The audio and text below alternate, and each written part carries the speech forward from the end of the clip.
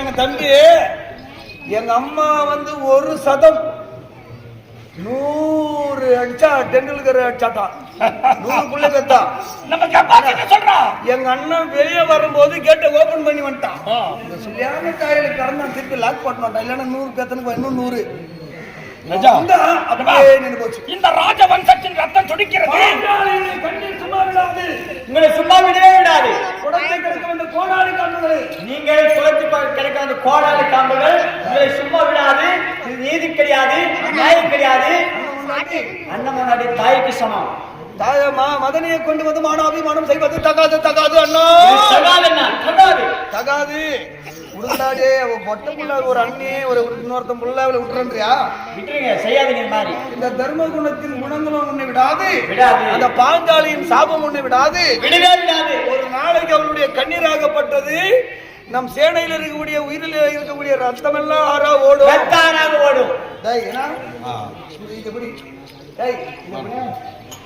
எப்படி எவ்வளவு பருத்தி பேசணும்னா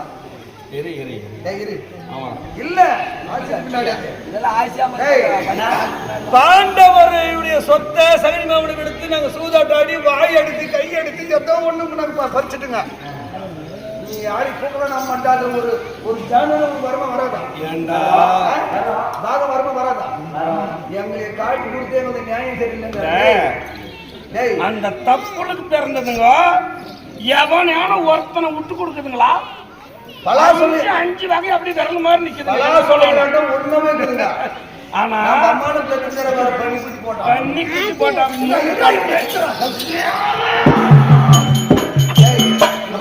எவனுக்கு பரிந்து பேசணும்?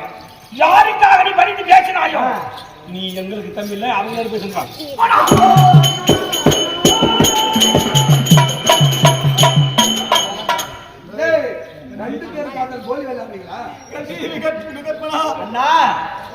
நியாயம் அழிந்துவிட்டது, நீதி விழுந்துவிட்டது, தர்மம் அழிஞ்சிருச்சு. மனைவியை கண்முன்பாக வையும் அபிமானம் செய்கிறார்களே, பாவிதான் அடிமை என்பதால் என்னால் பேச முடியலையே. சபையில் எத்தனையோ அரசு இருக்கின்றார்கள், யாருமே பேசவில்லையே. அவர் பேசி காப்பாற்ற முடியவில்லை என்றாலும் நியாயத்திற்காக சிலை குறித்து ஒருவராயிரம் பேசுவாராய் மனதில் வேண்டிய கண்ணே. அதர்மமளித்த பிணத்திலே ஒரு நல்லவன் பிறந்தாய், செந்தமையாய் பிறந்தாய். இந்த உலகத்தில் எனக்காக பேசி அவர்களிலே தகாதவற்றை ஏற்றமாக இருக்கின்றேன்.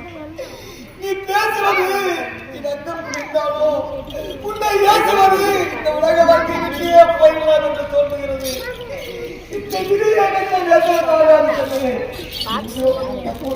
அண்ணா, நான் பேச தெரியாது. நான் அகத்திற்கு சுமாதானப்பட்டது நியாயத்தில் நான் பேசுகிறது சுமாதானம் அவர்கள் தோல்வி விட்டதுன்னா அதனால நியாயத்தை பேசணும்னா ரொம்ப சந்தோஷமா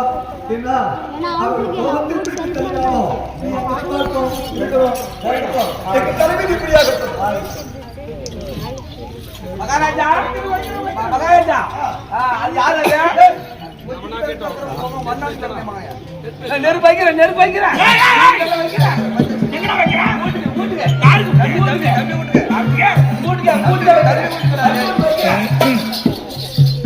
நல்ல சுரியன் ஒண்ணு கொடுத்தாதான் இவனுக்கு ஒண்ணு சுரியன் கொடுத்தாதான் சொர்ணம் 100 வீடு.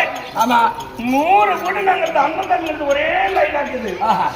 கட்டச்சி வீட்டுல போயிட்டு நெருப்பு வைக்கிறேன் காத்து இப்படி வளைச்சு அடிச்சிருச்சுன்னு வச்சுக்க ஊத்து புரிஞ்சுட்டு போயிடும். ஒரு கூட நிக்குமா? நிக்காது. என்ன பண்ண இல்லங்க இப்ப யாரு இவன் நெருப்பு வைக்கிறது வேணாம். ராஜாக்கு சட்டத்தை வைக்கிறோம். நாங்க வைக்கிறதா சட்டம், நீங்களே மாத்திடுறீங்களா? நாங்க போடுறதா திட்டம். அதனால அந்த சட்டத்தை அழிச்சிட்டோம்.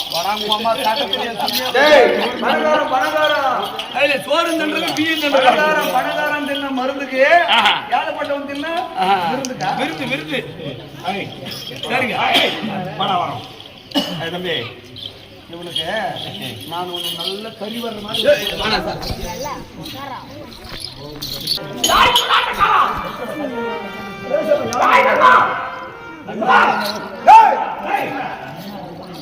அண்ணா திரௌபதியை கொண்டு வந்து இப்படி எல்லாம் இம்சை செய்கிறாளே, கோபம் வர கிடையாது.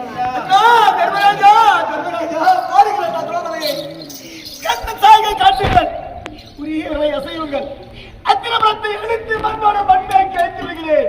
ரோசம் இல்லையா, வீரம் இல்லையா, சமர்த்தியம் இல்லையா, உன் பொறுமைக்கு ஒரு எல்லை இல்லையா? என்னடா என்று சிந்திக்கிறீர்கள் தம்பி. கடலுக்கே கரை இருக்கிறது, உன் பொறுமைக்கு எல்லை. சினத்த மன்னர்கள்